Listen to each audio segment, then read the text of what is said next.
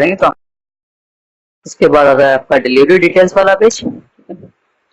तो यहाँ पे आपको फर्स्ट वाला ऑप्शन दिखता है ना, उसमें अगर आप इन स्टोर ऑर्डर एक्सेप्ट करना चाहते हैं, ठीक है, लिंक और क्यूआर कोड के थ्रू, तो आप यस कर देते हैं क्लिक, ठीक है। तो उसके बाद आता है अपना, अगर आप डिलीवरी सर्विस प्रोवाइड करना चाहते हैं, ठीक है, तो इसको आप यस कर देते हैं सेकंड वाले को, ठीक है।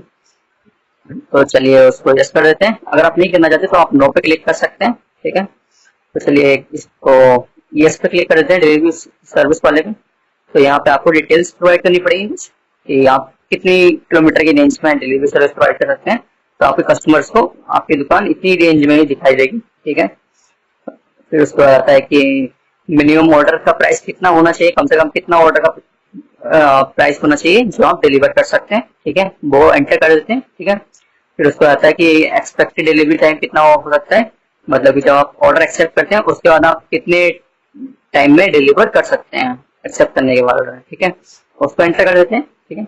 उसके बाद अपना नेक्स्ट ऑप्शन आता है कि डिलीवरी चार्ज कैसे कैलकुलेट करना है, ठीक है, क्या वो फिक्स रहना चाहिए या फिर किसी डिस्टेंस के बेस पर कैलकुलेट करना चाहिए। तो उसको एंटर कर देते हैं, आप डिटेल फिक्स रखना है तो फिक्स रख देते हैं, या फिर डिस्टेंस के बेस पर रखना है तो डिस्टेंस के बेस पर कर देते हैं, ठीक है।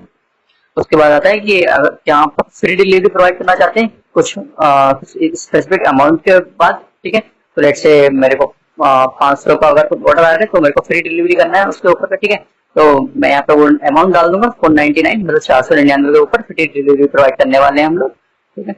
उसके बाद आता है कि क्या आप कोई पैकेजिंग चार्ज या फिर सर्विस चार्ज लेने वाले हैं, ठीक है, अपने कस्टमर से। तो अगर लेने वाले हैं तो आप यहाँ पे उसको देख कर सकते हैं, एंटर कर सकते हैं, नहीं तो यहाँ पे जीरो करके आप सेव कर लेते हैं, ठीक है। चलिए करते हैं।